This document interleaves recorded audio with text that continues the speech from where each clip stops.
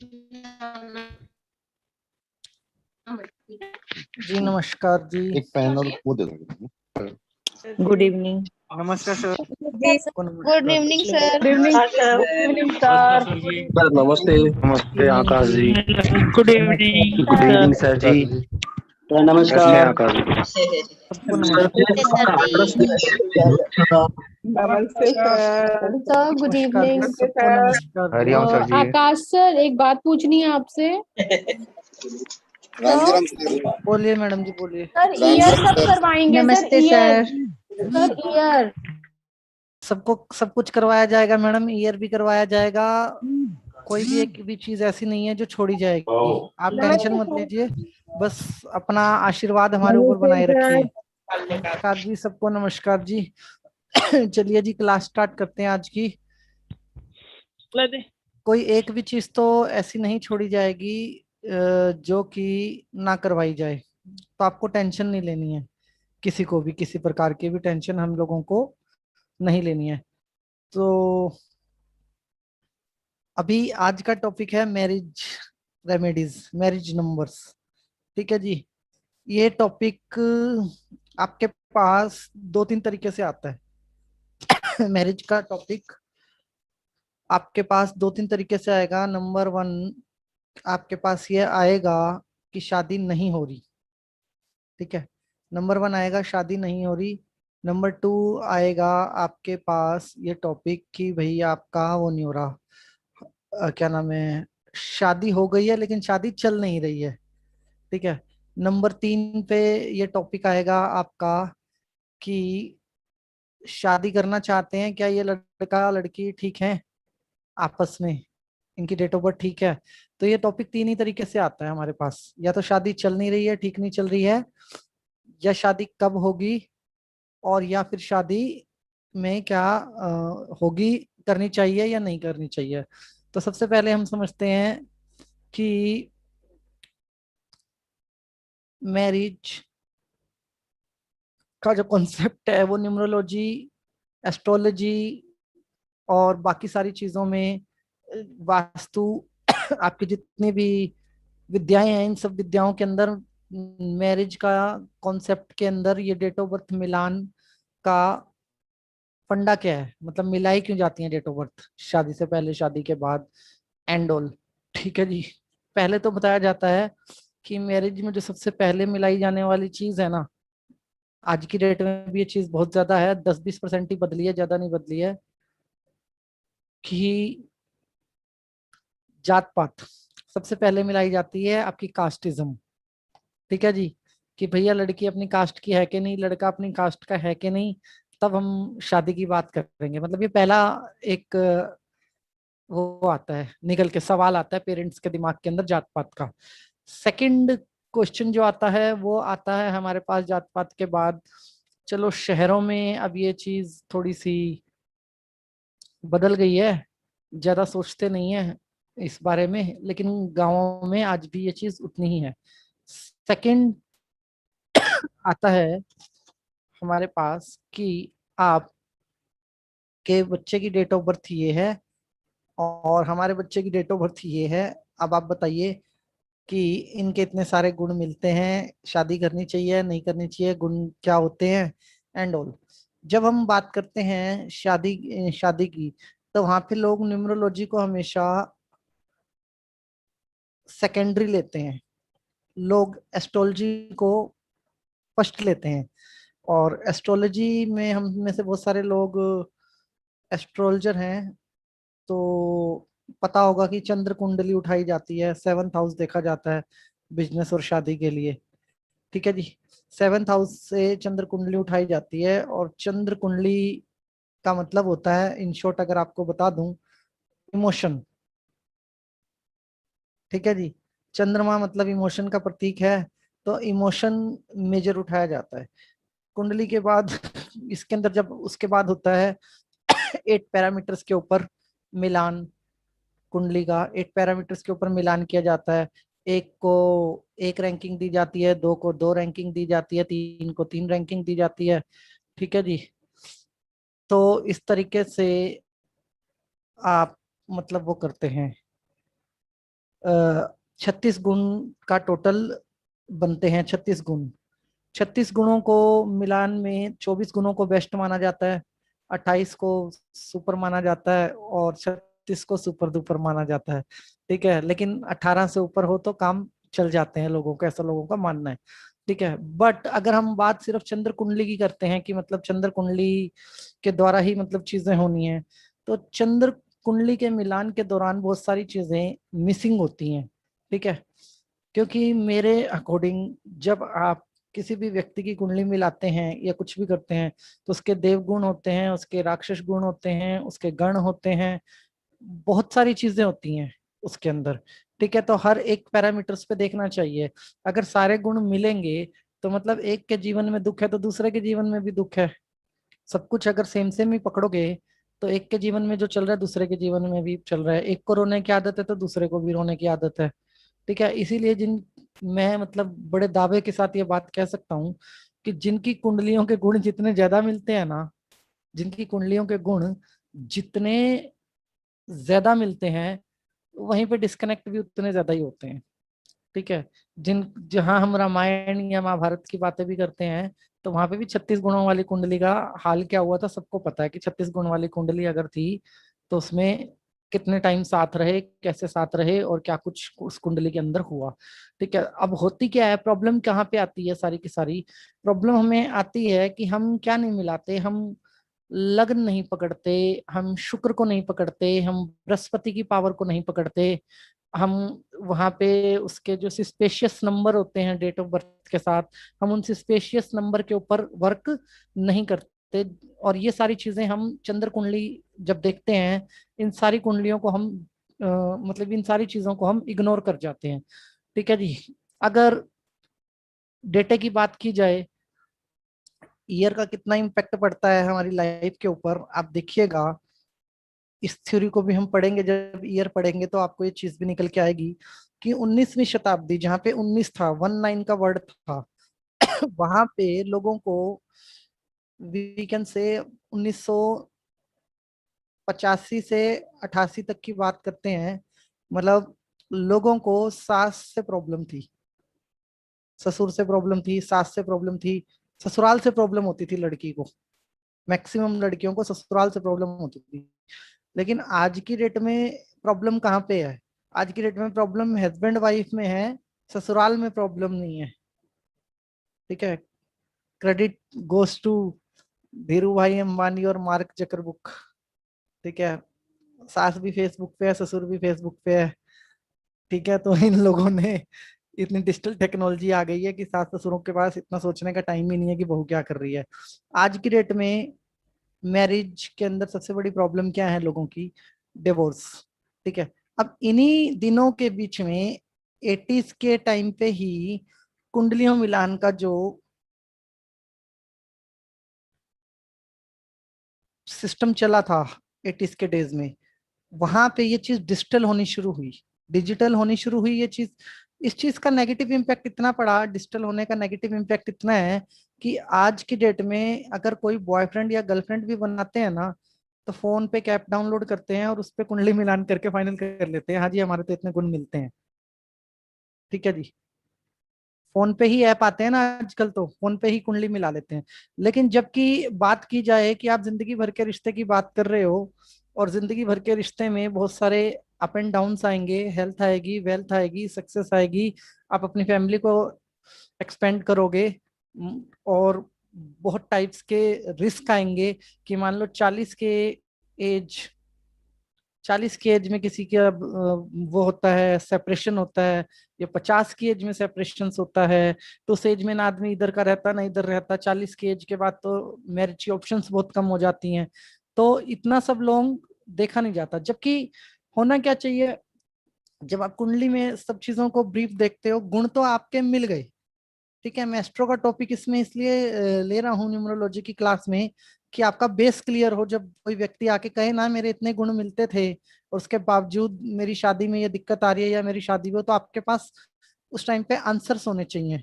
जो भी कस्टमर आपके पास सवाल लेके आए, तो आपके पास आंसर्स होने चाहिए खुद के लिए भी और अपने क्लाइंट के लिए भी। इसलिए हम इस टॉपिक को बीच में ले रहे हैं, बेस है ये।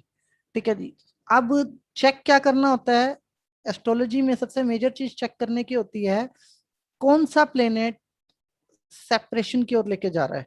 उसकी तरफ कोई देखता ही नहीं। अगर कोई प्लेनेट आपको सेपरेशन की ओर लेके जा रहा है और गुण चाहे आपके कितने भी मिल रहे हैं, तो सेपरेशन की नौबत आएगी ही या सेपरेशन होगा ही।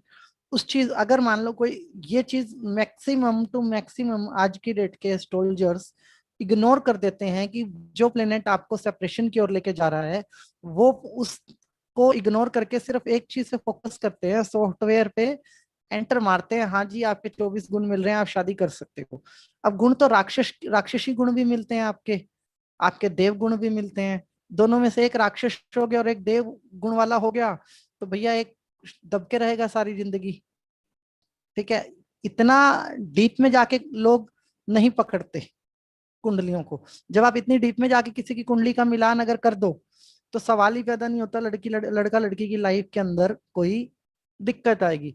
अब इसमें एस्ट्रोलॉजी और न्यूमरोलॉजी की अगर बात की जाए, दोनों में सिमिलर चीज कहाँ पे आके अटकती है, सिमिलर यहाँ पे आके अटकती है कि दोनों ही डेट ऑफ बर्थ पे चलती हैं, दोनों ही दोनों के अंदर ही 9 प्लेनेट है आपकी। ठीक है, तो एस्ट्रोलॉजी की भाषा में मुझे आपको समझाना ज्यादा आसान है। ठीक है, क्योंकि न्यूमरोलॉजी में तो नंबर काउंटर चलेंगे। सबसे बड़ी चीज ये देखी जाती है कि दोनों जो व्यक्ति हैं उनकी दशा क्या है। अगर एक की दशा है तो दूसरे की अंतर दशा होनी चाहिए उस टाइम पे। मतलब अगर हस्बैंड वाइफ दोनों जॉब करते हैं, जॉबलेस हो, तो दूसरे को उस टाइम पे इनकम का सोर्स होना चाहिए। एक बीमार है तो दूसरा उस टाइम पे स्वस्थ होना चाहिए। इस तरीके से बैलेंसिंग मतलब मैरिज के अंदर देखी जाती है, तब जाके मैरिज सक्सेस होती है। मैरिज की और बिजनेस पार्टनरशिप की रेमेडीज सेम होती हैं दोनों की, क्योंकि दोनों का ही 7th हाउस है एस्ट्रोलॉजी के अंदर। दोनों ही बिजनेस पार्टनरशिप आप किसी से कर रहे हो या मैरिज कर रहे हो, आपकी रेमेडीज इसके अंदर सेम आती हैं। अब लोगों का सवाल यहाँ पे आता है कि भैया रेमेडीज किस लेवल पे काम करती हैं मैरिज के अंदर। ठीक है, मैरिज के अंदर जब आप रेमेडीज की बात करते हो कि रेमेडीज किस लेवल पे काम करती हैं, देखो जी दो तरीके होते हैं। पहला, आपको शादी करने से पहले, आपको शादी करने से पहले दिमाग लगाना चाहिए और ढंग का एस्ट्रोलजर पकड़ना चाहिए, अगर आप एस्ट्रोलॉजी पे बिलीव करते हो तो। वैसे ऑल्दो ये आपका सोलमेट कॉन्सेप्ट में भी आता है। ठीक है, हम कह सकते हैं कि जो हमारी किस्मत में लिखा है हमें वही मिलना है, बट डजंट मीन अगर हमारी किस्मत में तो कंदमूल खाना लिखा था और आज हम पिज्जा बर्गर भी खा रहे हैं। ठीक है जी, मतलब पैदा तो हमारे पूर्वज कंदमूल खाते हुए हुए थे ना, जीव जंतुओं की तरह। लेकिन आज हम पिज्जा बर्गर भी खा रहे हैं, आज हम लैपटॉप भी चला रहे हैं, आज हम जहाज भी उड़ा रहे हैं। तो डजंट मीन कि हम चीजें बदल नहीं सकते। वी आर ह्यूमन और हम चीजों को बदल सकते हैं। और ह्यूमन के पास ही सिर्फ इतनी पावर है कि वो ये सब चीजें अपने ब्रेन पावर का यूज करके चीजों को बदल सकता है। तो यहाँ पे हम इस कॉन्सेप्ट को नहीं लेते कि जो मेरी किस्मत में लिखा है वही मुझे मिलेगा। यहाँ पे ये होता है कि क्या मैं अपनी किस्मत को रिव्यू करना चाहता हूँ, क्या मैं देखना चाहता हूँ कि मेरी किस्मत जो है, चलो लिखा तो ये हुआ है, ठीक है, अब मैं क्या ये मान के बैठ जाऊं, क्या मैं इससे आगे बढ़ूं अपनी लाइफ के अंदर। खुद हम रिव्यू करना चाहते हैं, खुद हम रेमेडी करना चाहते हैं। ये चीज बहुत ज्यादा मैटर करती है जब हम किसी भी रेमेडी के बारे में सोचते हैं या रेमेडी को करते हैं। ठीक है। अब जो चीज एक के पास नहीं है सिंपल वे में, वो दूसरे के पास होनी चाहिए, तो आपकी शादी कामयाब है। Clear and cut. अगर दोनों देव हो गए तो भी दिक्कत है, दोनों राक्षस हो गए तो भी दिक्कत है, दोनों में से एक एक हो गए तो उनकी परसेंटेज होनी चाहिए। ठीक है जी, तो वो परसेंटेज कैसे काम करेगी, क्योंकि शादी का मतलब है 1+1 11। ठीक है, शादी को आप इस तरीके से लीजिए, 1+1 11, और फिर आगे दो बच्चे हो जाएं तो डिवाइन नंबर बन जाता है 1111, मास्टर नंबर पूरा का पूरा। ठीक है जी, तो आपका डिवाइन नंबर बन जाता है कंप्लीट फैमिली। तो इस तरीके से इसको देखा जाता है कि और दूसरा क्या है, कास्टिज्म का शादी के अंदर क्या रोल है, ये जानना भी हमारे लिए जरूरी है, क्योंकि आपके पास लव मैरिज के केसेस भी बहुत आएंगे। ठीक है जी, कास्टिज्म की सिंपल साइंस है जी, जब सभ्यताएं बनी थी, जब हम बोलना सीखे थे, आर्ट की लैंग्वेज सीखे थे, उस टाइम पे जो प्राकृतिक आपदाएं आती थी, ठीक है, जिनके बारे में हमें एक्सपीरियंस नहीं थे, जिनके बारे में हमें अनुभव नहीं थे, तो उसमें लोगों ने गुटों में रहना शुरू किया, ग्रुप्स में रहना शुरू किया। ग्रुप्स में रहना शुरू जब लोगों ने किया, तो ग्रुप्स के अंदर हर व्यक्ति अपने बॉडी पैटर्न के हिसाब से काम करने लगा। कोई खाना बनाने में एक्सपर्ट हो गया तो वो कुक हो गया, कोई लकड़ी काटने में एक्सपर्ट हो गया तो वो लकड़हारा हो गया, कोई ज्ञानी हो गया तो वो पंडित हो गया। काइंड ऑफ सबकी ऐसे ऐसे सारी जात पात बन गई। लेकिन मैरिज के अंदर जब हम देखा जाए कि जात पात को क्यों, थोड़ा पीछे से चल के देखते हैं, मतलब वी कैन नॉट से कि इंटरकास्ट मैरिज नहीं करनी चाहिए, जिसका जो मन करे वो करें, आप लोग फ्री हैं।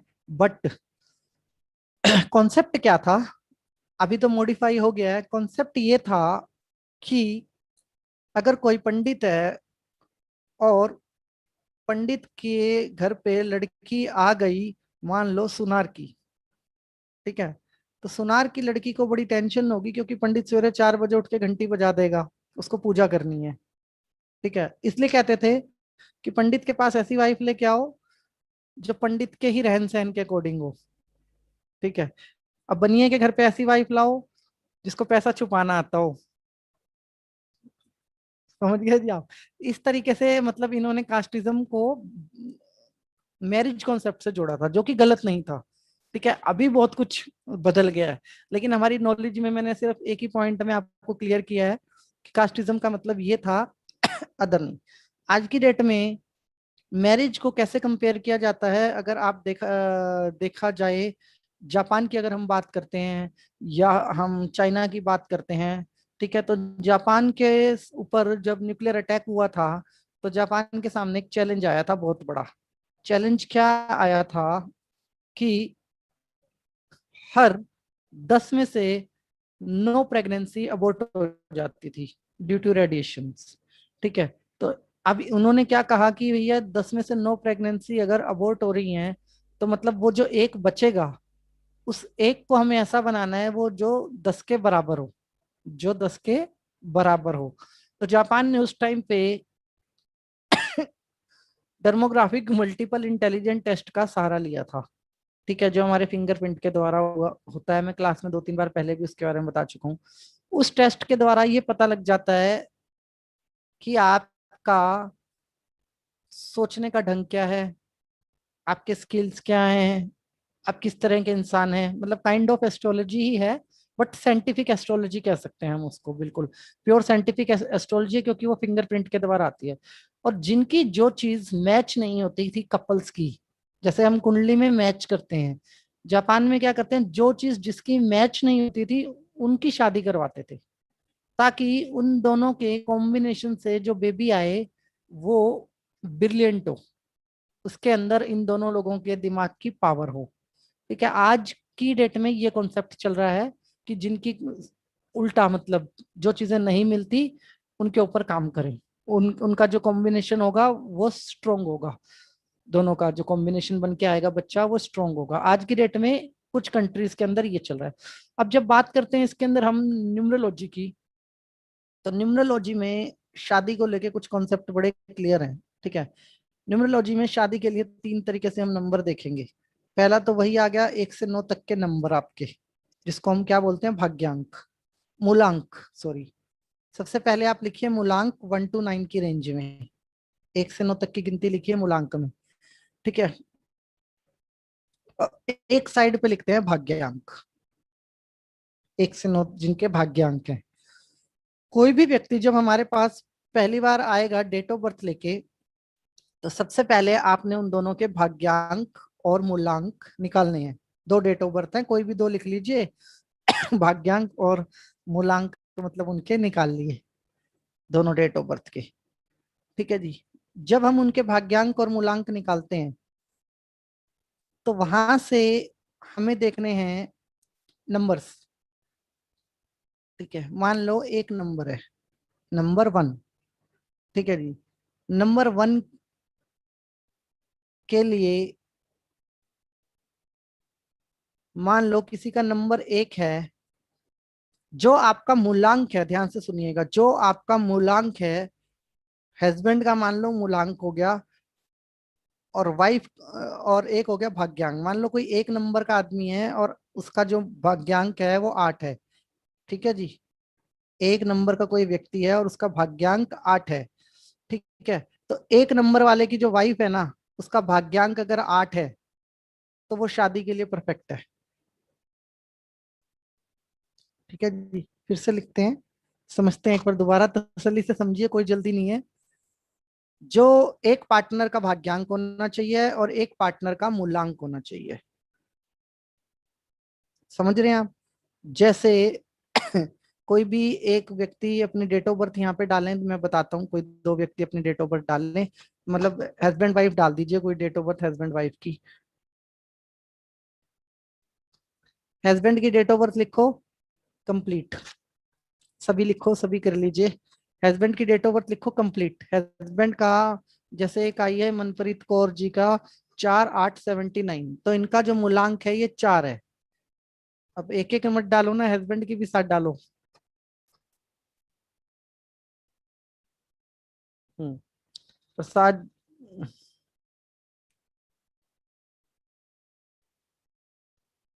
अब डेट ऑफ बर्थ ही आती रहेंगी, रुकिए, सुनिए जी, ध्यान से सुनिए। भाग्यांक की मूलांक से शादी की जाती है निम्नोलॉजी के अकॉर्डिंग, और मूलांक की भाग्यांक से। मतलब लड़के का अगर मूलांक और भाग्यांक में से मूलांक 1 है और भाग्यांक 4 है, और लड़की का अगर भाग्यांक 4 है तो शादी करी जा सकती है, और भाग्यांक 1 है तो शादी कर जा सकती है। पहले आप पैटर्न बनाइए, फिर आपको समझ में आएगा। लिखिए, मैं आपको दूसरे तरीके से समझाता हूँ। एक एक नंबर वाले की जो शादी है वो 4 नंबर जिनका भाग्यांक है उनसे की जा सकती है। ठीक है जी, +8 नंबर वाले से की जा सकती है।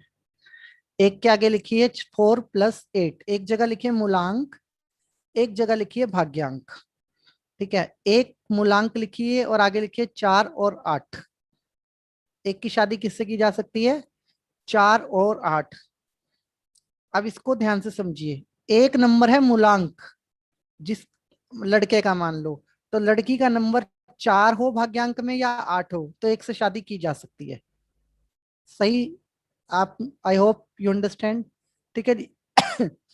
एक का मूलांक होना चाहिए, दूसरे का भाग्यांक होना चाहिए। अब लड़की का नंबर है मान लो 1, ठीक है, मूलांक, और लड़के का आ जाए 4 भाग्यांक, तो भी शादी की जा सकती है। ठीक है, एक की 4 और 8 से, एक का मूलांक होना चाहिए और एक का भाग्यांक होना चाहिए। ठीक है, लेकिन कुछ नंबर ऐसे भी हैं जो मैं आपसे भी डिस्कस करूंगा जिनमें शादी नहीं होनी चाहिए, उसके पीछे साइंटिफिक रीजंस हैं। अगर हम 2 नंबर की बात करते हैं तो 2 नंबर के पास 2 नंबर के मूलांक की शादी होनी चाहिए 7 नंबर से +1 नंबर से।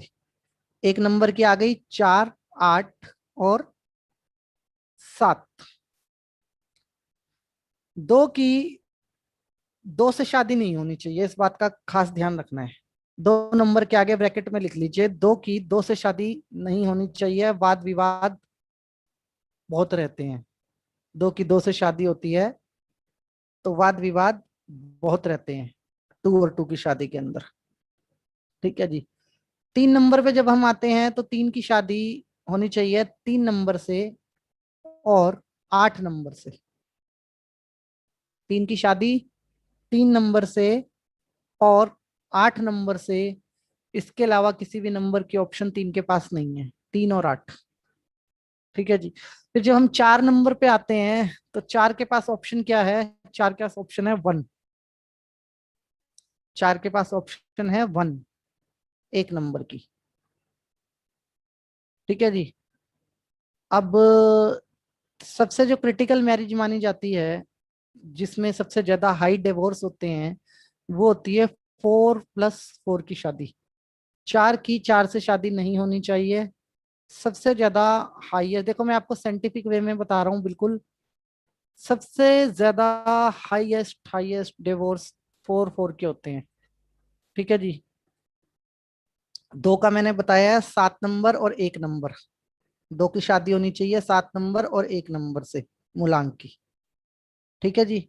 और जब हम बात करते हैं यहाँ पे नंबर 5 की, 4 की 4 से नहीं होनी चाहिए, 4 के लिए एक नंबर सबसे परफेक्ट होता है, 4 के लिए एक नंबर सबसे परफेक्ट होता है, 4 की 4 से शादी नहीं होनी चाहिए और 4 की 8 से शादी नहीं होनी चाहिए, ये चीज हमें लेके चलना है न्यूमरोलॉजी में। ठीक है जी। अब भाई साहब पूछ रहे हैं व्हाट इज मूलांक। सर जी, मतलब सारी रामायण देख ली और पूछ रहे हो सीता के पापा का नाम क्या है। मूलांक मतलब जो आपकी डेट ऑफ बर्थ का फर्स्ट नंबर है वो आपका मूलांक है। ठीक है जी। 5 नंबर के लिए परफेक्ट पार्टनर है, कौन सा है 5 के लिए? 5 और 6, 5 के लिए 5 और 6।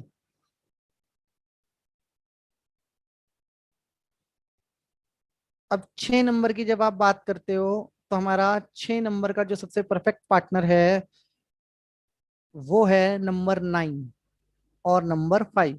6 नंबर और 9 नंबर है तो आंख बंद करके मतलब सबसे बढ़िया रिश्ता माना जाता है, जिसमें सबसे minimum divorce, minimum breakups, minimum tension, happiest couple माने जाते हैं 6 और 9। ठीक है जी। और 6 की 5 के साथ भी चलती है कहानी और 9 के साथ भी चलती है। अब 7 नंबर पे आ गए। 7 नंबर के लिए कौन है जी, कौन बताएगा? 7 नंबर को अब ऐसे देखो, ऊपर 2 के साथ आ गया था उसका मूलांक, तो 7 के लिए आ गया 2 प्लस 1। 7 नंबर की शादी आप कर सकते हैं 2 के साथ प्लस 1 के साथ।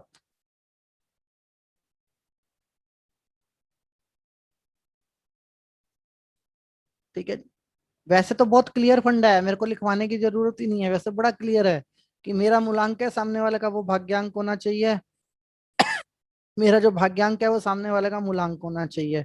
वैसे सिंपल फंडा है, लेकिन फिर भी आपको ये रिसर्च का डेटा भी आप समझ लीजिए, न्यूमरोलॉजी के ऊपर जो हाई लेवल की रिसर्च हुई हुई है उसका डेटा भी आप समझ लीजिए, और आप लोगों को नोट्स बनाने में थोड़ी आसानी भी होगी उस तरीके से। अब 8 नंबर के लिए सबसे परफेक्ट है 3 नंबर, 8 नंबर और 1 नंबर। 3, 8 और 1। ठीक है जी। 3, 8 और 1। 8 का एंटी नंबर माना जाता है 4। 8 का एंटी नंबर माना जाता है शादी के अंदर 4। 8 और 4 की शादी हम पहले क्लास में भी डिस्कस कर चुके हैं, 8 और 4 की शादी नहीं होनी चाहिए। दोस्ती में ये रिश्ता, बिजनेस में रिश्ता बहुत अच्छा चलेगा, बट मैरिज में नहीं। अब आता है नंबर 9। ठीक है जी। 9 नंबर के लिए आ गया अगेन 6 नंबर, और 9 से शादी सबसे ज्यादा वर्स्ट मानी जाती है। 9 + 9 की शादी वर्स्ट मानी जाती है, तो आपको इसका ध्यान रखना है। अब ये जो मैंने आपको बताया ना, ये एक रिसर्च आप समझ लीजिए। मैंने कहा 60% चीजें होती हैं, इससे ज्यादा इसके अलावा एक्सेप्शनल केस भी होते हैं बहुत सारे, कामयाब भी मिलेंगे आपको इसके अंदर, बट ये आपके लिए मेजर रेफरेंस, मतलब यहाँ पे शादी के नंबर्स के लिए हमारे पास हो गए। अब इसके अलावा होते हैं कुछ नंबर, सप्लीमेंट्री नंबर जिनको हम बोलते हैं। ठीक है जी। शादी के लिए कुछ नंबर होते हैं जिनको हम बोलते हैं सप्लीमेंट्री नंबर्स, जिनमें कि आप ये समझ लेते हो 9 की मयंक जी 6 है 9 के लिए सबसे परफेक्ट पार्टनर। 9 की 9 से नहीं होनी चाहिए शादी। वाद विवाद बहुत ज्यादा रहते हैं, आपसी मतभेद बहुत ज्यादा रहते हैं। 6 के बाद ये क्या नाम है, 4, 4, 4, 2, 2 और 9, 9, इन तीनों की शादी सुटेबल नहीं होती। 4, 4, 2, 2 और 9, 9 इन तीनों की शादी सुटेबल नहीं होती। हमें इस बात का मतलब बड़ा ध्यान रखना चाहिए। 9 की 11 से मतलब 9 की 2 से कहो ना सर, 9 की 11 से मत लिखो, 9 की 2 से कहो शादी से। ठीक है जी। अब जब बात की जाए इन शादियों की, तो इन शादियों में एक चीज बड़ी मतलब आप देख लेना, जो मैंने आपको ये एंटी बताए हैं ना नंबर 4, 4 का, एंटी इन द सेंस कि ये मैरिज में नहीं चलते, ठीक है, ये लव मैरिज में भी नहीं चलते। ये वो नंबर्स हैं जो कि 8 साल साथ रहे और ब्रेकअप हो गया, 4 साल साथ रहे और ब्रेकअप हो गया, 15 साल साथ रहे और ब्रेकअप हो गया। मतलब ब्रेकअप वाले नंबर हैं ये सारे के सारे, 4 से 4, 2 से 2 और 9 से 9। ठीक है जी। लेकिन अगर आप इनको ऐप से ही मिलाओगे तो चीजें अलग आएंगी। अगर आप इसको कुंडली में कुंडली के तरीके से मिलाओगे तो चीजें बहुत अलग आएगी।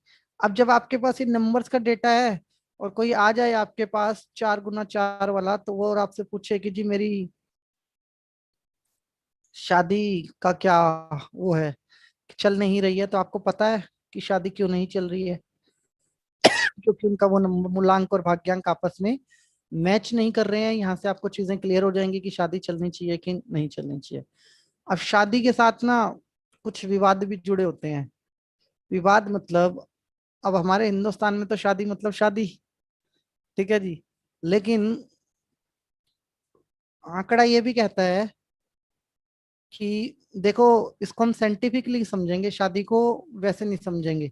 आंकड़ा ये कहता है कि एक आदमी की जिंदगी में 3 लड़कियां आती हैं, 4 लड़कियां आती हैं, जिसको हम एक्स्ट्रा मैरिटल अफेयर कह सकते हैं, प्री मैरिटल अफेयर कह सकते हैं, ठीक है जी, या अचानक से कोई एक्सीडेंटल रिलेशंस कह सकते हैं। ये एक कड़वी सच्चाई है जो दुनिया में चल रही है। ये हिंदुस्तान की बात नहीं है, ये ऑल ओवर वर्ल्ड की बात है कि एक व्यक्ति की लाइफ में मल्टीपल रिलेशन होते हैं। ठीक है, ऐसे फीमेल की लाइफ में भी होते हैं, ऐसे मेल की लाइफ में भी होते हैं। जब ये सवाल निकल के आते हैं कि भैया ये मल्टीपल रिलेशन की कहानी क्या है, कहीं तो ये कल्चर ही बन गया है, कहीं शो ऑफ के लिए, और कहीं दिल के रिश्ते। ठीक है जी। ये कहानी मतलब सबकी बराबर चल रही है, चाहे कोई मेल हो या फीमेल हो।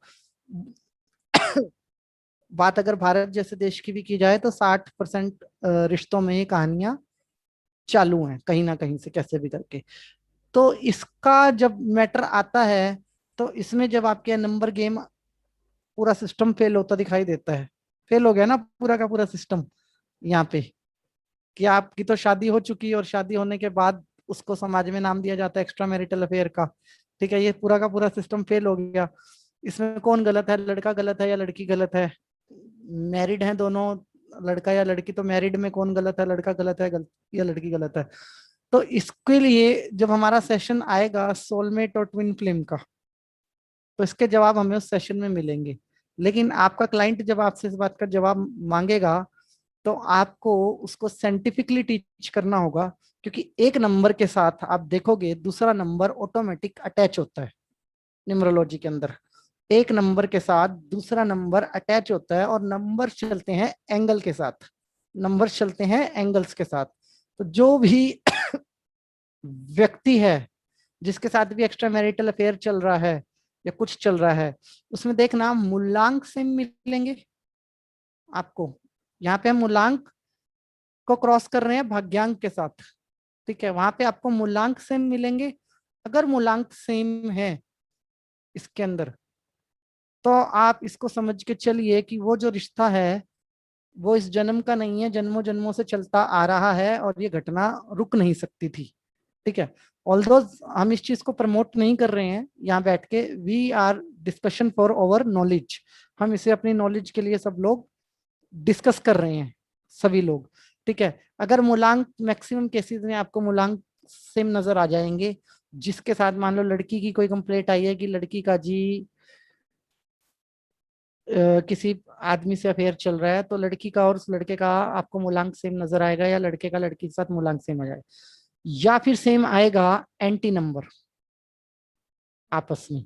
ठीक है, दो ही तरीके के रिश्ते होते हैं, या तो पेनफुल या प्लेजरफुल।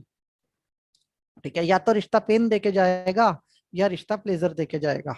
ठीक है, but end of the day उसका कनेक्शन, जब लोग आपसे पूछेंगे तो आपके पास कनेक्शन का आंसर होना चाहिए।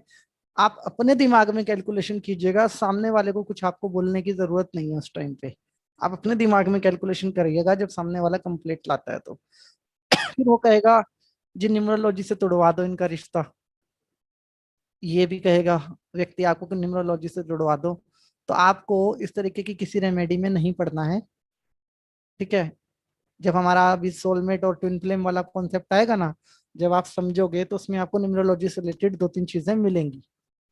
नंबर गेम की 2-3 चीजें आपको उस टॉपिक के अंदर भी मिलेंगी, जिसको आप कोई भी व्यक्ति न्यूमरोलॉजी में ऐड करता ही नहीं कभी भी जीवन के अंदर, बट आप लोग करना, तो आप लोगों को आपको पता लगेगा उस टाइम पे कि किस तरीके से ये नंबर भी हमारे साथ कहाँ से कहाँ तक चलते आ रहे हैं। मतलब इस जन्म से नहीं, हमारी जब आप ट्रैवलिंग की बात करोगे, अपन सबकी ट्रैवलिंग की बात करेंगे सोल की, तो वहां पे भी नंबर्स, जैसे जो लोग पीएलआर के एक्सपर्ट्स हैं, अगर आप पीएलआर की रिसर्च उठाओगे ना डेट ऑफ बर्थ की, कोई व्यक्ति अगर अपने पिछले 2 जन्मों में गया या 3 जन्मों में गया है, तो उसकी डेट ऑफ बर्थ के सीक्वेंस मिलेंगे आपको। एक बार उसका मूलांक 1 है, एक बार उसका मूलांक 2 है, एक बार उसका मूलांक 3 है।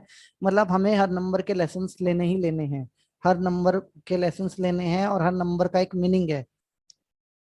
ठीक है, हर नंबर का एक मीनिंग है। कोई क्रिमिनल नंबर है, कोई क्या नाम है, बहुत शरीफ नंबर है, कोई स्पिरिचुअलिटी का नंबर है, कोई क्रोधी नंबर है।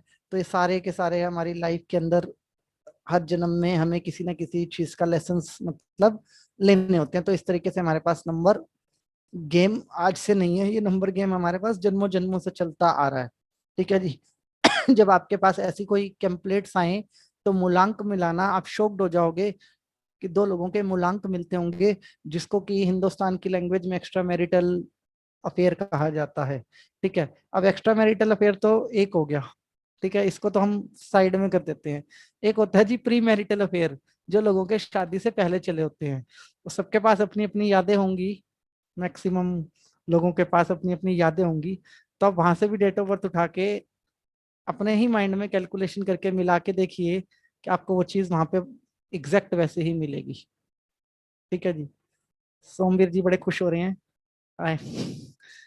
चलो जी, कोई बात नहीं, पुरानी यादें हैं। ठीक है जी, इस तरीके से आपको दिमाग में कैलकुलेशन लेनी है। कभी भी न्यूमरोलॉजी के अंदर शादी के टॉपिक पे खास करके सिंगल टॉक मत करना। ठीक है, एक ही व्यक्ति अपना पक्ष आपके सामने आके रख रहा है, उस पर कभी यकीन मत करना। कोई भी फीमेल अगर आपको आके बोल रही है मेरा हस्बैंड ऐसा ऐसा ऐसा ऐसा, 10 कंप्लेंट 20 कंप्लेंट, आप यकीन मत रखना। आप यकीन रखना अपनी विद्या के ऊपर। आप उनके नंबर मिलान करना, उनकी पर्सनैलिटी का मिलान करना, उनके मंथ नंबर का मिलान करना, उसके बाद आप लोग अपने डिसीजन से लेना। ऐसा नहीं कि किसी एक ने आके कंप्लीट की और आपने दूसरे को रेमेडी यहाँ पे बतानी शुरू कर दी। ठीक है जी। तो एक तो है ये। अब हम बात करते हैं सप्लीमेंट्री नंबर्स के। सप्लीमेंट्री नंबर हम किनको बोलते हैं? ठीक है जी, जो मूलांक और भाग्यांक तो नहीं है दोनों का मैच, बट दोनों के एंगल बहुत मैच करते हैं। जैसे एक में मैंने आपको लिखवाया 4 और 8, ठीक है जी, लेकिन 7 नंबर वाला व्यक्ति एक नंबर के साथ, या 9 नंबर वाला व्यक्ति एक नंबर के साथ अगर दिखाई दे, तो मतलब वो सप्लीमेंट्री नंबर है।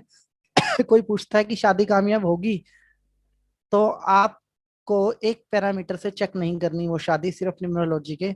आपको एस्ट्रो भी आनी चाहिए उस टाइम पे, आपको आना चाहिए टैरो कार्ड रीडिंग भी उस टाइम पे।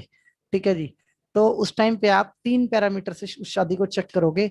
According to numerology supplementary number का मिलान होना मतलब 50-50। बहुत अच्छी शादी भी हो सकती है और बहुत खराब भी हो सकती है, तो इसको हम कहते हैं 50-50। बहुत सारी सप्लीमेंट्री मैरिज का खतरा होता है 40 के बाद, सप्लीमेंट्री मैरिज के ऊपर खतरा होता है 40 के बाद। कुछ गड़बड़ होगी शादी के अंदर बड़ी। ठीक है जी। और 40 के बाद ही ऑप्शंस बहुत कम हो जाती हैं। 40 के बाद ऑप्शंस व्यक्ति के पास बहुत कम हो जाती हैं। और इसको हम बोलते हैं सप्लीमेंट्री नंबर्स। कैसे चलते हैं ये सप्लीमेंट्री नंबर? चलते हैं एंगल से। ठीक है, एंगल मतलब उनकी शेप्स को आप देखिए। एक नंबर देखिए, 4 नंबर देखिए, 4 नंबर में आपको एक नंबर की झलक कहीं ना कहीं नजर आ जाएगी। 7 नंबर को देखिए, आपको एक नंबर का एंगल उसके अंदर नजर आ जाएगा। 9 नंबर को देखिए, आपको एक नंबर का एंगल उसमें कहीं ना कहीं नजर आ जाएगा। 5 नंबर को देखिए, 8 नंबर को देखिए, 5 नंबर को देखिए और 8 नंबर को देखिए।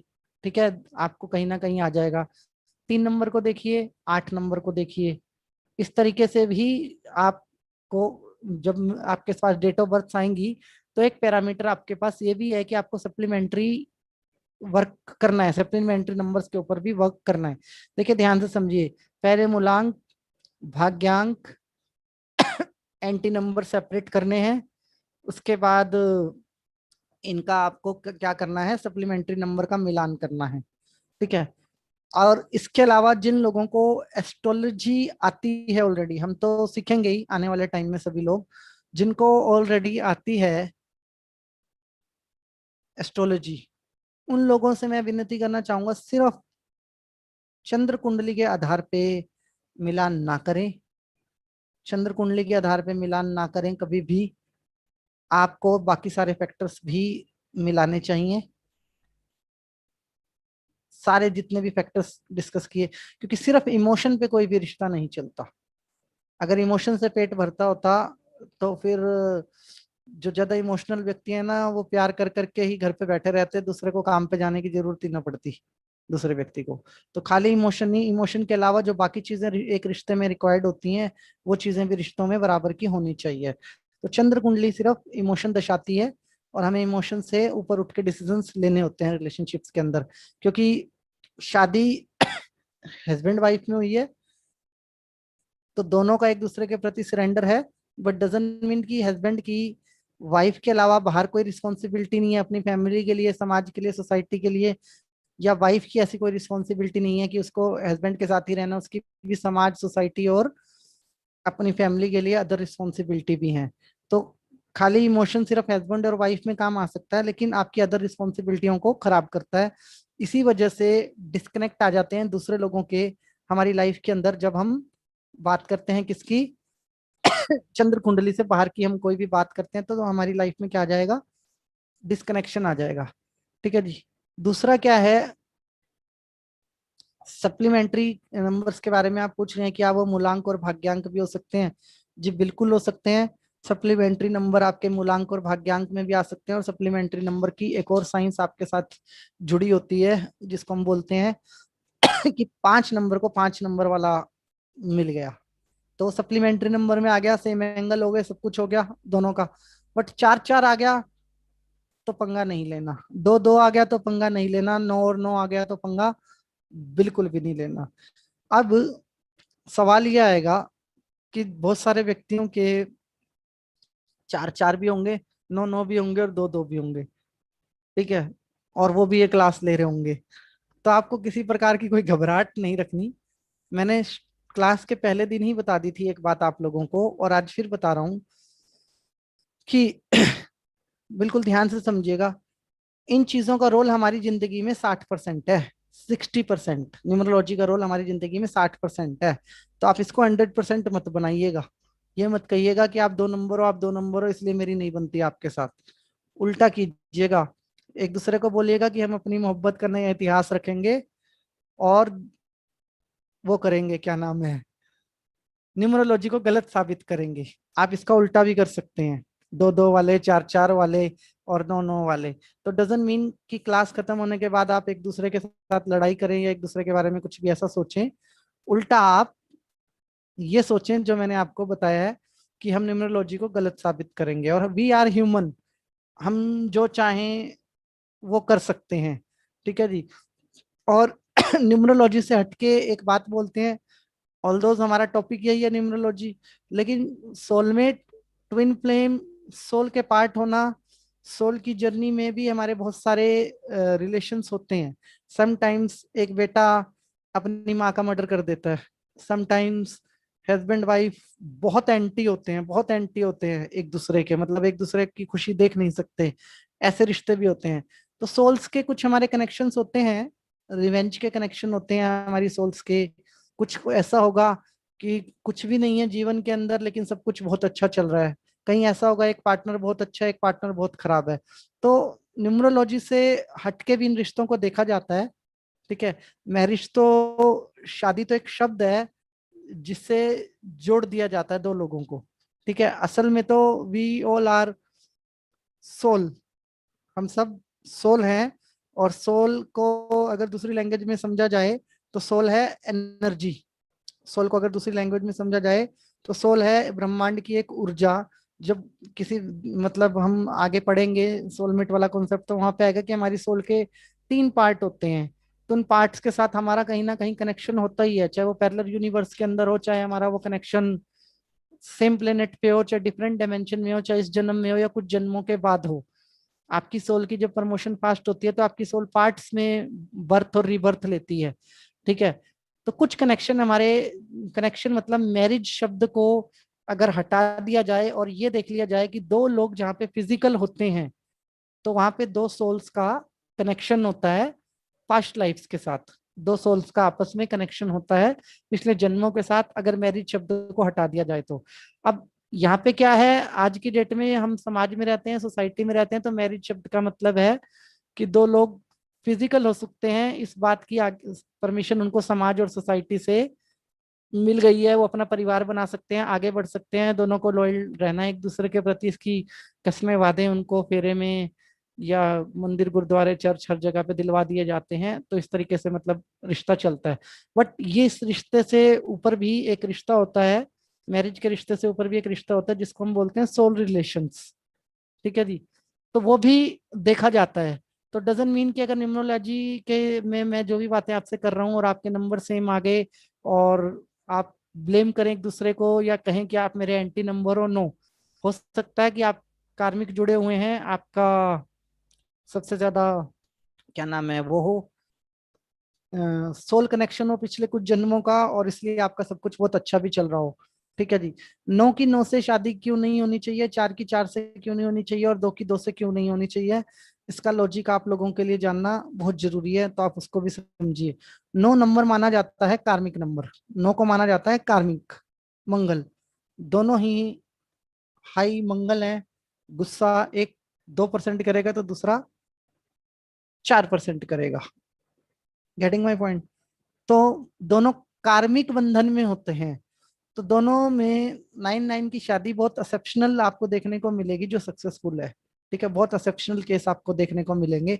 दोनों ही मंगल हैं, दोनों के ही कार्मिक नंबर जुड़े हुए हैं बहुत ज्यादा।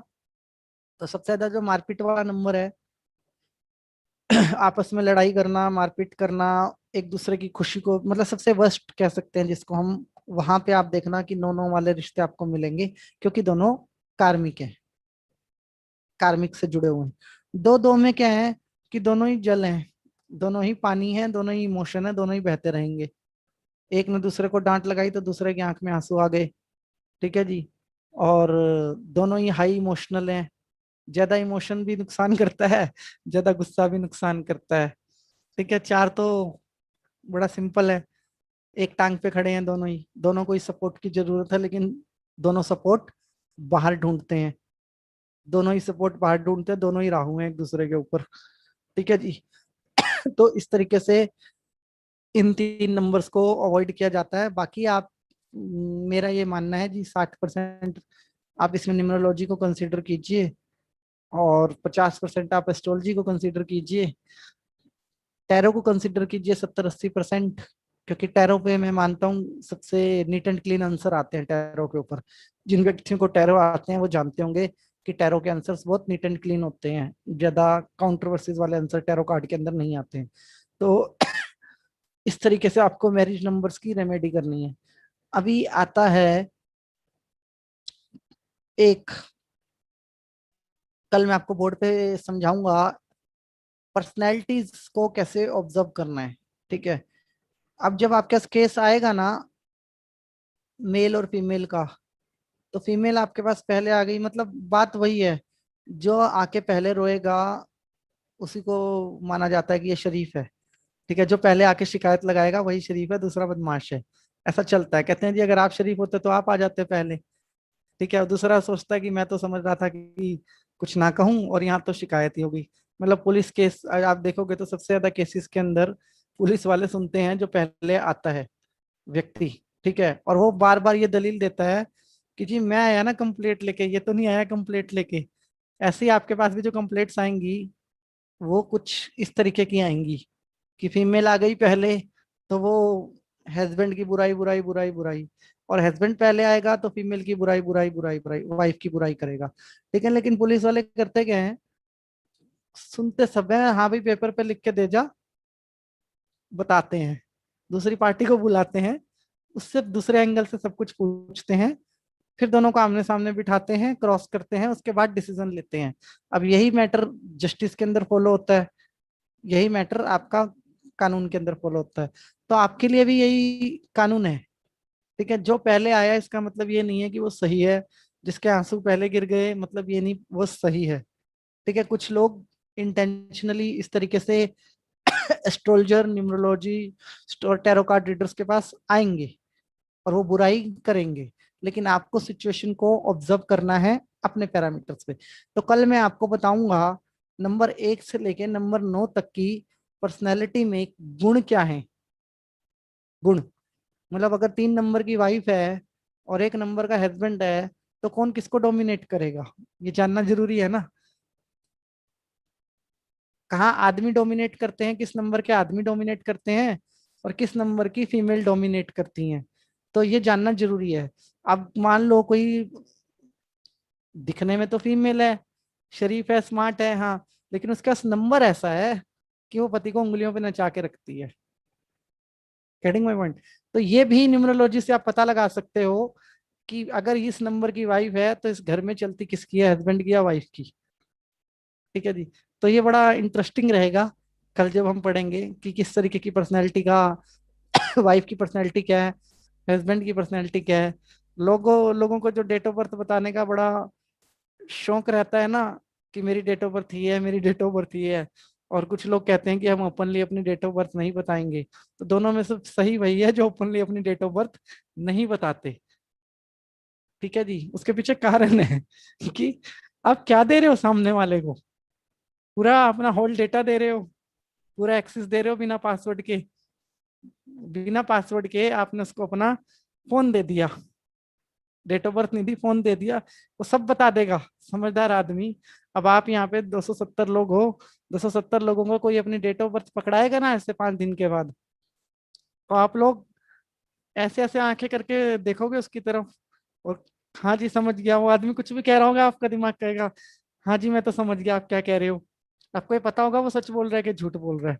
ठीक है जी, इतनी पावर्स होती है नंबर्स में। तो कल हम समझेंगे कि नंबर जो है इस तरीके से कैसे काम करते हैं। एक आता है हमारी शादी कब होगी, इंपॉर्टेंट केस, कि जी लड़के की डेट ऑफ बर्थ ये है, लड़की की डेट ऑफ बर्थ ये है, शादी कब होगी। ठीक है, पहले तो आप ये सारे पैटर्न मिलाओगे कि भैया शादी होनी भी चाहिए या नहीं होनी चाहिए। 2 पैटर्न तो आज मैं आपसे छुपा के रखूंगा ताकि आप होमवर्क करो सभी लोग। कल बताऊंगा मैं आपको 2 पैटर्न। ठीक है जी, पर्सनैलिटी वाला और वो वाला। दूसरा, शादी कब होगी यह निकालने के लिए आपको मेजर क्या चाहिए डेट ऑफ बर्थ के अंदर। ठीक है जी, आपको मेजर क्या चाहिए डेट ऑफ बर्थ के अंदर। अगर मान लो कोई व्यक्ति आ गया आपके पास जिसकी एज है 31 ईयर और वो कह रहा है मेरी शादी नहीं हुई, मेरी डेट ऑफ बर्थ देख के ये बताओ कि मेरी शादी कब होगी। पहली बात, हर आदमी को शादी करने के 3 से 4 चांस मिलते हैं अकॉर्डिंग टू एस्ट्रोलॉजी। ठीक है, अकॉर्डिंग टू न्यूमरोलॉजी भी आपको ऐसे ही चांस मिलते हैं, दोनों ही। पहले उसकी डेट ऑफ बर्थ का टोटल करो, कंप्लीट डेट ऑफ बर्थ का टोटल करो। टोटल अब ऐसे नहीं करना जैसे हम पहले करते आए हैं मूलांक और भाग्यांक वाला, इसमें टोटल थोड़ा अलग टाइप का करेंगे।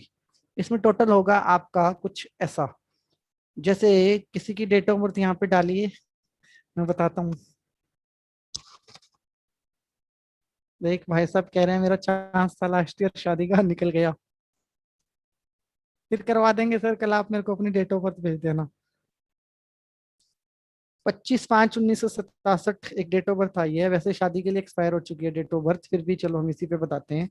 20/5 सॉरी ठीक है, 2 + 5, ठीक है 7, फिर आ गया 1, 8 + 9, तो आपका आ गया 17 + 6, 17 और 6 हो गया हमारा 23, +7, 23 और 7 कितना हो गया 30। तो मतलब इस व्यक्ति की शादी मैक्सिमम 30 साल की एज तक हो जाएगी। अब यहाँ पे हमने 30 को 3 नहीं मान लेना, या 31 आ गया तो 3 + 1 नहीं करना, मूलांक भाग्यांक नहीं बनाना। पूरी डेट ऑफ बर्थ का जो टोटल नंबर आ रहा है डबल डिजिट के अंदर, वो उसकी मैक्सिमम एज होती है शादी की। किस एज तक इस व्यक्ति की शादी हो जाएगी। अब किसी का आ गया 2000। अब इसकी शादी कैसे निकालेंगे? 2 2 2000 ऐसी डेट ऑफ बर्थ आ गई कि लास्ट में ट्रिपल डिजिट आ गई उसके पास, जीरो की वो भी, ठीक है, और आगे भी सिंगल सिंगल आ गई। 11 2000 आ गया, तो इसके पास तो नंबर ही 4 आया, ये नंबर ही 6 आया। इस व्यक्ति को कैसे निकालेंगे? तो इसमें लास्ट के जो ईयर है उसको हम 20 कंसीडर करेंगे। लास्ट के ईयर को हम 20 कंसीडर करेंगे, तो उसकी 22 साल या 24 साल की एज निकल के आएगी। ठीक है जी। परमानंद जी की डेट ऑफ बर्थ है 2000 2000। ठीक है, लगते नहीं है, त्वचा से उम्र का पता लगता नहीं है। 2000 सर, दिखने में तो आप 60 साल के हो, और डेट ऑफ बर्थ आप अपनी 2000 लिख रहे हो। ओके, तो इनमें हम लास्ट में ईयर को 20 उठा लेंगे, 20 उठाएंगे। ठीक है, सराउंडिंग नंबर आपका यही निकल के आता है। अगर कोई 26 साल की एज में आपके पास आ रहा है और कह रहा है कि जी मेरी डेट बताओ, और आपके पास नंबर आ रहा है 27, तो बोलो जी अगले साल आपकी शादी हो जाएगी। नंबर आ रहा है 28, ये सबसे इजीएस्ट वे। अभी भी सभी अपनी डेट ऑफ बर्थ डाले जा रहे हैं। मैंने अभी मना किया है कि डेट ऑफ बर्थ नहीं देनी, सारा भेद खोल देती है डेट ऑफ बर्थ। बिना पासवर्ड वाला मोबाइल है। ठीक है जी। अब यही है सबसे आसान फॉर्मूला। वैसे 2 3 मेथड और हैं, लेकिन अगर आप इसी मेथड से निकालोगे तो आपके लिए चुटकियों का काम है किसी की भी शादी का वो निकालना। ठीक है जी, किसी की शादी का भी आप निकाल सकते हो। नंबर्स का ध्यान रखना, न्यूमरोलॉजी के नंबर की एक्यूरेसी बता देता हूं मैं। जो नंबर्स आज आपने नोट किए हैं, इनकी एक्यूरेसी है 85%। 85% is the good number. 85% is good number. जो इसकी एक्यूरेसी है, इसकी एक्यूरेसी के ऊपर आपको बड़ा ध्यान देके चलना है। ठीक है जी। जी, डेट ऑफ बर्थ का जो टोटल है, वो नंबर अगर आ रहा है 30 35 20 22, उस एज के अंदर शादी होगी। आपको इस तरीके से टोटल करना है, लाइक 5 महीना 5 तारीख तो 10 हो गया, और ईयर है मान लो 1985, तो इस तरीके से ये एक आया है 11 11 1976, 28 साल टोटल आ गया। 11 11 1976 का 28 टोटल बन गया, और 28 था जी। ठीक है जी। 35 आई तो 35 तक हो जाएगी शादी। इस तरीके से ही मतलब लेके चलना है हमें। ठीक है, लेकिन एक चीज इसके अंदर जो आपको क्लियर करूं मैं, एक मेथड हम कल डिस्कस करेंगे, एक मैं आपसे आज डिस्कस कर रहा हूं। अगर नंबर आया 30 किसी व्यक्ति का, या नंबर आया 34, या नंबर आया 28, तो डजंट मीन कि 28 में शादी होगी। यहाँ पे आपको अपनी इंट्यूशन लेके चलनी है साथ में जी। बिफोर 28 आपकी शादी हो जाएगी, 28 तक आपकी शादी हो जाएगी। आपको ये आंसर करना है, ना कि ये आंसर करना कि आपकी शादी 28 में ही होगी। पता चला 28 में वो आपके पास गोदी में बच्चा लेके आ गया, बोला जी आप तो कह रहे 28 में शादी हो गई, और मैं तो बच्चा भी लेके आ गया साथ में अपना। ठीक है, तो आपको इस तरीके से ही आंसर करना है जी 28 से पहले हो जाएगी, क्योंकि इसमें हम मैक्सिमम एज निकालते हैं न्यूमरोलॉजी के अंदर। एस्ट्रोलॉजी में आप परफेक्ट निकाल सकते हो, एस्ट्रोलॉजी में एक्यूरेसी आपकी ज्यादा अच्छी आएगी एज कम्पेयर न्यूमरोलॉजी शादी के मैटर के ऊपर, लेकिन यहाँ पे आप मैक्सिमम एज का नंबर निकालते हो, जो मैक्सिमम है। ठीक है, अब कोई व्यक्ति ये कहे कि मैं 40 का हूं, या मैं 45 का हूं, या मैं 60 का हूं, और मेरी शादी हुई नहीं। डेट ऑफ बर्थ तो उसके पास भी है, लेकिन उसकी शादी नहीं हुई। तो उस केस के अंदर हम क्या करेंगे? उसके पास डेट ऑफ बर्थ तो है ना, उसकी डेट ऑफ बर्थ का टोटल भी है, और टोटल भी है सबके अराउंड इतने ही आते हैं, 30 35 मैक्सिमम। ठीक है, अगर उसका वो कहता है कि मेरी शादी ही नहीं हुई, तो उसमें क्या करना है? उस केस के अंदर क्या है? कुछ एक्सेप्शनल केस होते हैं, मैंने बोला 85% एक्यूरेसी। कुछ एक्सेप्शनल केस होते हैं जो कि कार्मिक से चले होते हैं, तो उस व्यक्ति से पर्सनल पूछ लेना है बैठ के, चाहे वो मेल है या फीमेल है। ऐसा है जी, शादी तो नहीं हुई, आप ये बता दो शादी से अभी तक की जिंदगी में आपके संबंध कितने रहे हैं। ठीक है जी, तो आपके पास क्लियर नंबर आ जाएगा। आपका कोई अफेयर चला है तो कितने साल चला है, आप फिजिकल हुए हो तो कितने के साथ हुए हो। तो अगर वो फिजिकल हो चुका है और उसकी शादी नहीं हुई तो इट मीन्स कर्म कार्मिक के अनुसार ही इज मैरिड। अपने कर्म के हिसाब से वो उसी एज में शादी कर चुका है कहीं ना कहीं। ठीक है, बस उसको सामाजिक ठप्पा नहीं मिला। कार्मिक में वो शादी कर चुका है, बस उसे सामाजिक ठप्पा नहीं मिला।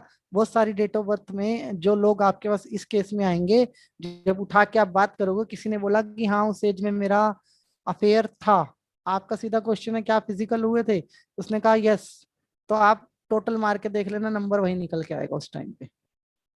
टोटल मार के देख लेना, उस टाइम पे उसका नंबर वही निकल के आएगा जिस एज में उसकी शादी होनी थी, उसी एज में वो किसी के साथ रिलेशनशिप पे तो था ही था कम से कम। ठीक है, जो ये कहता है मेरी शादी नहीं हुई, डेट ऑफ बर्थ मेरे पास है, सिर्फ उसको सामाजिक ठप्पा नहीं मिला, बट वो उस चीज के भोग में उस टाइम पे था ही था व्यक्ति। ठीक है, तो आपको इन चीजों का भी ध्यान रखना है। तो यहाँ पे उसका कोई कर्म आड़े आता है जो उसे सामाजिक ठप्पा नहीं मिला, कोई प्लेनेट उसका हाईली डिस्टर्ब होता है जिसकी वजह से नहीं होता, but truth is behind this only. ठीक है जी, तो आपको इन चीजों का ध्यान रखना है। अगर इसके मिलान से जो मैंने आपको बताया है, इस नंबर्स की जो मैंने आपको ग्रिड बताई है, अगर इसके मिलान से किसी भी व्यक्ति की शादी होती है तो शादी के अंदर एक चीज और आपको ऐड करनी है। जब कल हम शादी की रेमेडीज डिस्कस करेंगे उसमें आपको खास ध्यान रखना है कि इनके गुरु और बुध का सपोर्ट क्या है दोनों व्यक्तियों को, क्योंकि संतान की प्राप्ति इनको गुरु की सपोर्ट से होगी। ठीक है, ऐसा ना हो कि हम मैरिज तो रिकमेंड कर रहे हैं, 1+1 11 तो कर रहे हैं, लेकिन आगे जाएंगे तो पता लगे संतान योग में डिस्टरबेंस है। तो जब किसी की शादी आप चेक करते हो तो संतान योग भी आपको चेक करना है। अब वो मेल है फीमेल है, एक है चार है, हमारे लिए मैटर नहीं करते।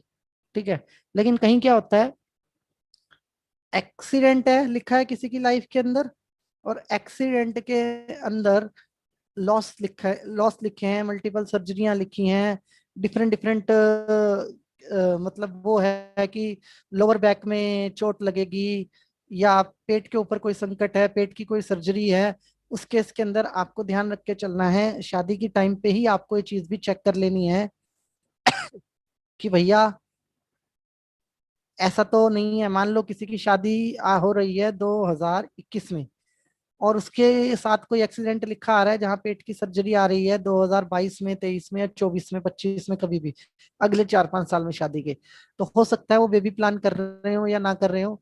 तो उसकी गुरु की कंडीशन जरूर देखनी है वहां पे आपको कि इनकी संतान का योग क्या रहेगा। ये बड़ा प्री वर्क है जो 99.9% लोग नहीं करते हैं शादी से पहले। मतलब लोग कुंडली मिला के भाग जाते हैं, कुंडली मिलवाते हैं और भाग जाते हैं, मतलब लड्डू लिया और भाग गए, बाद में पता लगता है लड्डू का अंजाम क्या हुआ। ठीक है, अगर आप इस तरीके से वो करते हैं, वेब का भी पहले ही देख लेते हैं, संतानी योग का भी, तो शायद जो व्यक्ति आपके पास शादी के लिए आया है फ्यूचर में उसको ऐसा कोई कष्ट ना सहना पड़े। ठीक है जी, फ्यूचर में इस तरीके का कष्ट आपको ना सहना पड़े। और एक मोस्ट इम्पोर्टेंट चीज, जब भी आप किसी की रेमेडी करेंगे, शादी की डेट निकालेंगे या कुछ भी करेंगे तो आपको और ध्यान रख देने योग्य है, लड़का या लड़की अगर आपके पास खुद चल के आए हैं अपनी मैरिज का कंसर्न लेके, तो आपको जरूर कंफर्म करना है डेट निकालने से पहले कि उनके कोई पास्ट रिलेशन थे लड़की के केस के अंदर, और थे तो कोई मिसकैरेज या अबॉर्ट तो नहीं हुआ है। ठीक है, क्योंकि ये दो चीज जो है ये संतान योग में बहुत प्रॉब्लम देती हैं आगे। ठीक है जी, संतान योग में प्रॉब्लम कैसे देती हैं कि इससे कुंडलियों में जब हम जाते हैं, एस्ट्रो, यहाँ पे एस्ट्रो कहीं ना कहीं हमें रिलेट करनी पड़ती है न्यूमरोलॉजी के साथ। जब आप एस्ट्रो में कुंडलियों के हिसाब से जाते हो तो अगर कोई व्यक्ति ऐसा कर्म करता है, मिसगैरेज या वो वाली स्थिति आ जाती है, तो उस केस के अंदर संतान योग का बड़ा, मतलब एस्ट्रोलॉजी के अकॉर्डिंग संतान योग में बड़ी प्रॉब्लम आती है लोगों को। तो आपको पर्सनल लेवल पे क्वेश्चन पूछना है, और उसके हिसाब से आपको डेट निकालनी है। ठीक है, रेमेडी कैसे करनी है ये मैं आपको कल बताऊंगा। इसकी रेमेडी आपको कैसे करवानी है ये मैं आपको कल बताऊंगा। ध्यान रखिएगा, जिन लोगों के बिफोर मैरिज और आफ्टर मैरिज मिस गैरेज या अबॉर्शन हुए हैं, जिन भी व्यक्तियों ने, उसमें हस्बैंड का भी उतना ही हाथ माना जाता है, अगर वो इंटेंशनली है तो। ठीक है, इंटेंशनली मतलब 3 लड़कियां हैं या 2 लड़कियां हैं तो तीसरी भी लड़की नहीं चाहिए, इस केस में किसी ने अबॉर्ट करवा लिया बेबी। ठीक है, या मिस गैरेज को हम बोलते हैं कि कोई बात नहीं, इंटेंशनली नहीं है, नॉन इंटेंशनली है, लेकिन उसकी भी हमें केयर करनी है कि कैसे वो चीज हमारी लाइफ में इम्पेक्ट करती है, मिस गैरेज वाली। और अगर अबॉर्ट करवाया है, इच्छा से अबॉर्ट करवाया है, तो उसकी रेमेडी करना बहुत जरूरी है। नहीं तो आपके संतान सुख में बड़े चैलेंज आते हैं। फीमेल को कम एज में प्रॉब्लम्स आती हैं, मतलब मल्टीपल हेल्थ इश्यूज होते हैं फीमेल के साथ कम एज के अंदर। आप बहुत सारे लोग ऐसे हैं जिनका फाइनेंशियल स्टेबिलिटी बिगड़ा होता है बहुत ज्यादा, दुखी दुखी सताए हुए टेंशन में घूमते रहते हैं। ठीक है, और वो इस बात से अनजान होते हैं कि ये वो कार्मिक है, ये वो कर्म है जिसकी सजा आपको सेम बर्थ में, सेम लाइफ में बहुत साइलेंटली मिलती है। ठीक है जी। कैसे? जो सोल ऊपर से अपने स्पिरिचुअल गाइड से नाम कटवा के आई है आपके पास, ठीक है, और उस सोल का आपने देना था मीट बॉडी, आपने उसको मीट बॉडी ना देके इंटेंशनली अबॉर्शन करवा दिया, तो वो सोल अगर मान लो 50 साल के लिए आई है, 60 साल के लिए, 70 साल के लिए आई है, तो हमारी ही डायमेंशन का हिस्सा है उतने टाइम तक, और हमारा काम था उसको मीट बॉडी देना। हमने उसको मीट बॉडी नहीं दिया, उल्टा अपने किसी पर्सनल इच्छा के लिए, लड़के की इच्छा के लिए, या फाइनेंशियल रिस्पॉन्सिबिलिटी नहीं ले सकता इसलिए, या हस्बैंड वाइफ के डिस्कनेक्ट को लेके, ये इंटेंशनली हमने उस सोल को उस मीट बॉडी देने से पहले अबॉर्ट करवा दिया, तो आपके साथ पिशाच योग बनता है। ठीक है जी, क्योंकि वो सोल जो है वो वापस नहीं जाती है उस केस के अंदर। आपका काम था उसको मीट बॉडी देना, आपने उसको मीट बॉडी नहीं दी, तो वो सोल रिलीज नहीं होती है। ठीक है जी, जब वो रिलीज नहीं होती है तो माता पिता के सुख को बड़ा प्रभाव पड़ता है, मतलब आपको अपने बच्चों का सुख में बड़ा क्योंकि वो भी आप ही का बच्चा है, और वो आपने उसको मीट बॉडी नहीं दी है, तो वो उस चीज का भुगतान आपको देना ही पड़ता है। मतलब ये एक यूनिवर्सल ट्रुथ है, आप इसे मानिए या ना मानिए।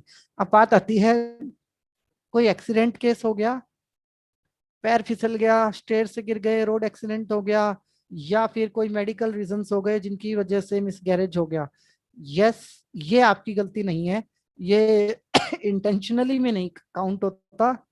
इवन डॉक्टर भी इसमें कल्प्रेट माना जाता है, जो डॉक्टर अबॉर्ट कर रहा है ना, वो भी कल्प्रेट माना जाता है। अगर कोई मेडिकल रीजंस हैं, फीमेल की जान खतरे में पड़ गई, या फिर मैं नहीं चाहता था बट हो गया मिसगैरेज या अबॉर्ट, तो उसको भी, वो क्राइम नहीं है आपके लिए, बट उसके लिए भी आपको रेमेडी जरूर करवानी है।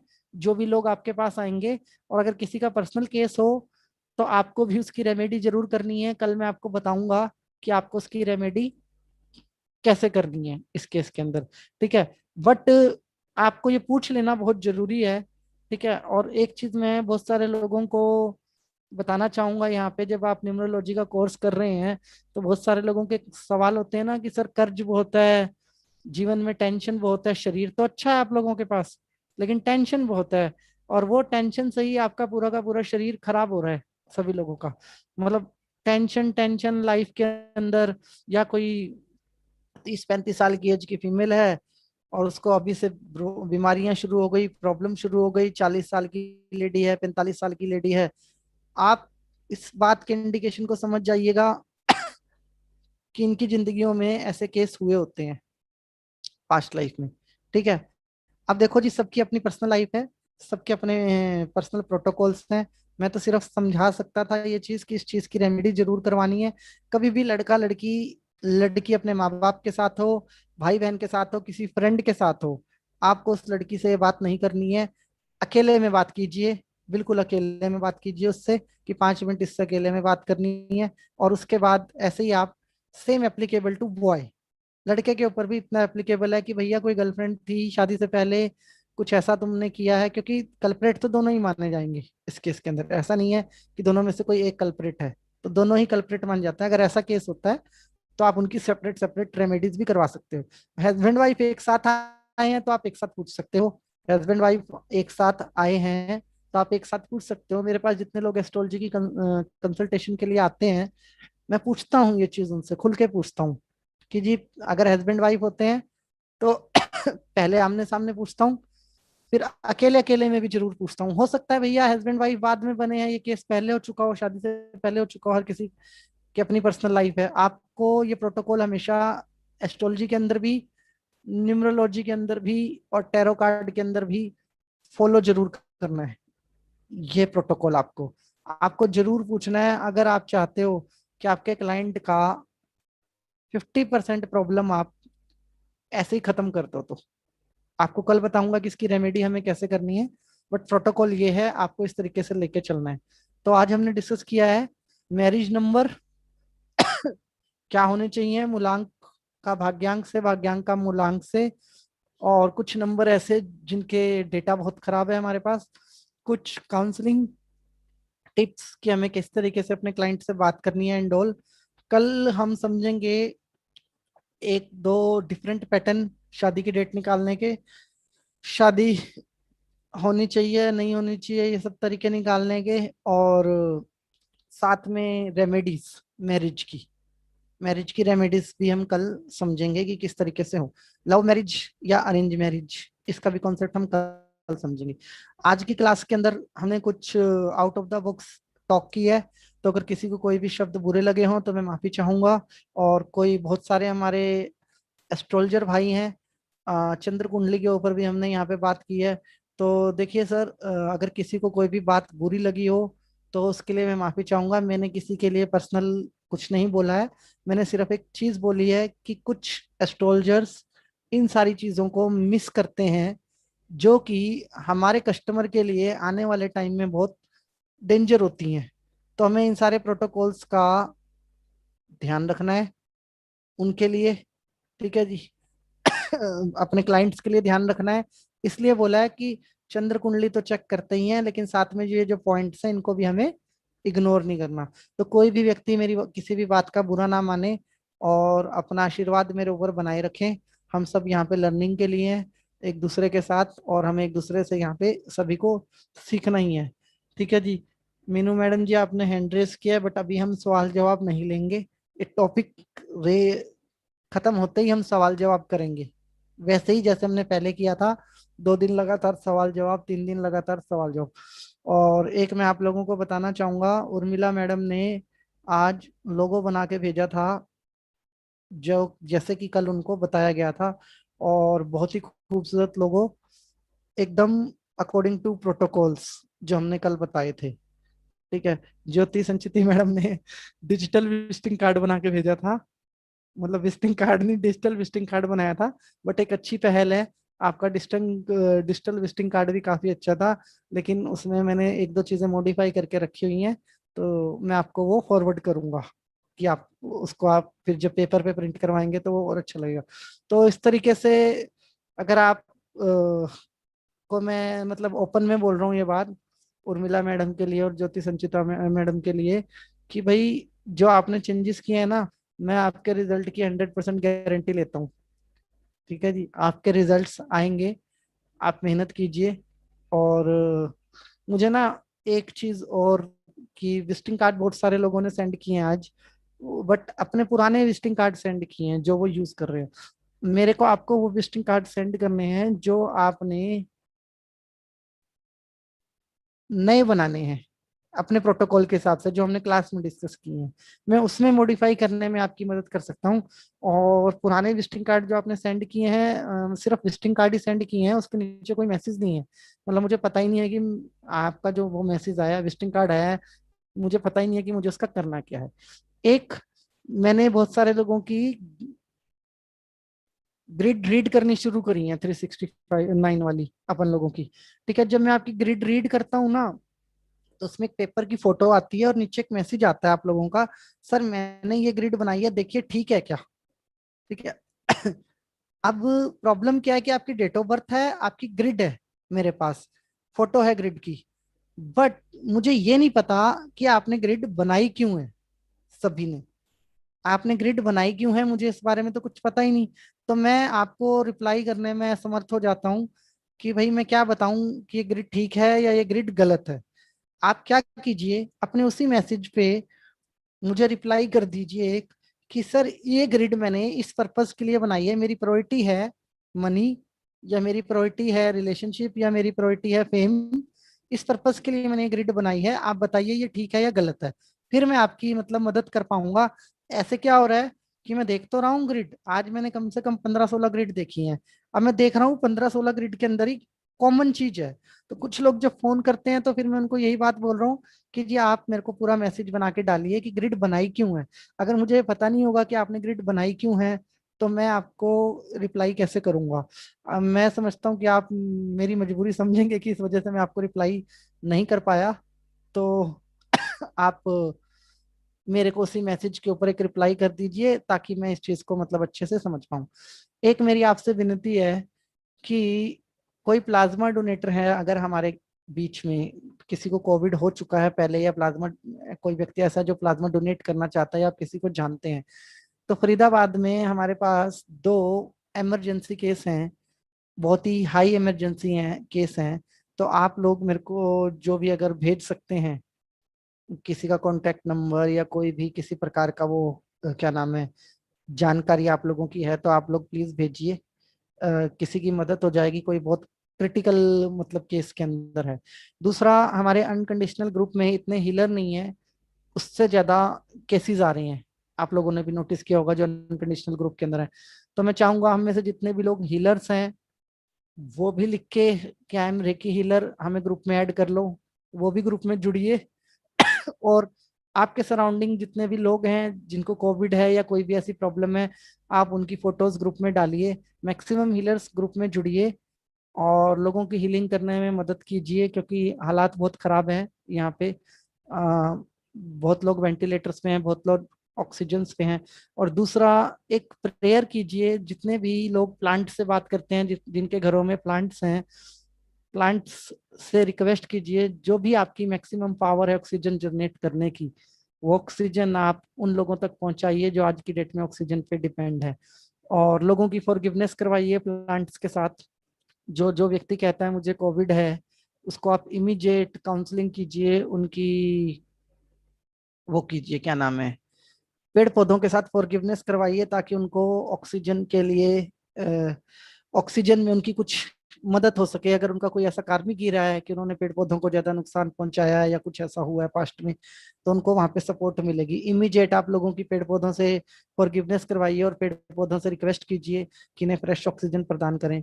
और जो भी लोग आजकल प्लांट की सर्विस ले रहे हैं, लाइक काढ़ा बनाने के लिए गिलोय तोड़ रहे हैं, पीपल के पत्ते तोड़ रहे हैं, या फिर तुलसी के पत्ते का यूज किया जा रहा है, उन लोगों से रिक्वेस्ट है कि अगर आप एक पौधा तोड़ रहे हैं तो 2 पौधे साथ में लगाते चले जाइए, थैंक यू बोलते हुए, क्योंकि आपको वो सर्विस दे रहे हैं अपनी। तो 2 पौधे साथ में लगाते चले जाइए। और मैक्सिमम जितने भी हीलर हैं वो प्लीज यहाँ पे मेरे को मेरे पर्सनल व्हाट्सएप पे अपना नाम और मैं हीलर हूँ वो लिखिए।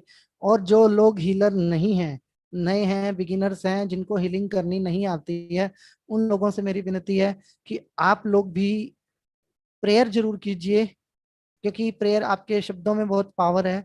आप लोग प्रेयर जरूर कीजिए, 5 मिनट 10 मिनट जरूर निकालिए, उन सब लोगों के लिए प्रेयर जरूर कीजिए जो कि कोविड से सफरिंग में है, जिनको जिनको आज की डेट में ऑक्सीजन के चैलेंज हैं या वायरल बुखार है। आप उनके लिए 5 से 10 मिनट बैठ के प्रेयर जरूर कीजिए। जरूरी नहीं है कि आपके पास कोई अट्यूनमेंट हो या फिर आप क्या नाम है हीलर हैं, ये मैटर नहीं करता। जरूरी ये है कि हमारी थॉट पैटर्न क्या है, हम उन लोगों के बारे में क्या सोचते हैं, और हम क्या 5 मिनट 10 मिनट उनके लिए कुछ कर सकते हैं।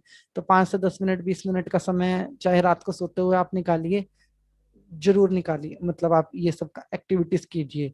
और जो भी व्यक्ति आपके संपर्क में आ रहा है, बोल रहा है कि कोविड है, हीलिंग चाहिए, या कोई बीमार है, कुछ भी है, आप इमीडिएट उसको बोलिए कि प्लांट से फॉरगिवनेस कर लीजिए, ईगो पे मत लेने दीजिएगा, प्यार से काउंसलिंग कीजिएगा। कुछ लोग ईगो पे ले जाते हैं कि मैं तो बीमार हूँ और ये मेरे को कह रहे हैं पेड़ पौधों से आप मतलब फ्रेंडशिप कर लीजिए एंड ऑल। उनको थोड़ा सा प्यार से समझा के और आप उनकी काउंसलिंग करवाइएगा। मेरा ऐसा यकीन है कि इससे लोगों का ऑक्सीजन लेवल जरूर बढ़ेगा और इससे ज्यादा से ज्यादा लोग जो हैं मतलब जल्दी से जल्दी रिकवर भी होंगे। ठीक है जी। प्रकृति हमसे नाराज है तभी ये महामारी इतनी हैवी हो रही है हम लोगों के ऊपर। ऐसा नहीं है कि ऑक्सीजन की कमी ऐसे पड़ जाए। ये बड़ा एक सिंपल इंडिकेशन है, पेड़ पौधे तो उतना ही है ना जितने आज से 10 दिन पहले या 50 दिन पहले थे। प्रकृति हमसे नाराज है और उसके लिए हमें मतलब इस टाइम पे प्रकृति लोगों को फॉरगिवनेस करवाना बहुत जरूरी है। खुद भी फॉरगिवनेस करनी चाहिए प्रकृति के साथ। यही शायद एक रास्ता निकल सकता है लोगों की लाइफ सेव करने के लिए। ये भी एक बड़ा रास्ता हो सकता है जहाँ पे हम इस तरीके के मतलब विचारों को भी अगर लोगों तक पहुंचाएं तो। ठीक है जी। और इसके अलावा हम कल मिलते हैं सेम टाइम्स पे। और एक मेन अनाउंसमेंट और करनी थी। टैरो का जो कोर्स हम कल शुरू करने वाले थे वो कल शुरू ना करके हम मंडे को शुरू कर रहे हैं, क्योंकि हमारे टैरो सीखने वाले 3 लोगों को कोविड है, वायरल में है वो। तो उन्होंने आज रिक्वेस्ट की है शाम को कि हम मंडे से क्लास स्टार्ट करें। तो हम टैरो की क्लास जो है मंडे से स्टार्ट करेंगे। जो भी व्यक्ति टैरो क्लास में जुड़े हुए हैं, हमारे ग्रुप के ही कुछ लोग हैं, तो मैं उनको बताना चाहूंगा कि टैरो की क्लास हम मंडे से स्टार्ट करेंगे और मंडे से आगे बढ़ते हैं। ठीक है जी। Thank you so much everyone. फिर मिलते हैं कल। और यूट्यूब पे अपना आशीर्वाद दे दिए कीजिए। मैं आपके आशीर्वाद का इंतजार करूंगा। बहुत बहुत धन्यवाद। सबको नमस्कार जी।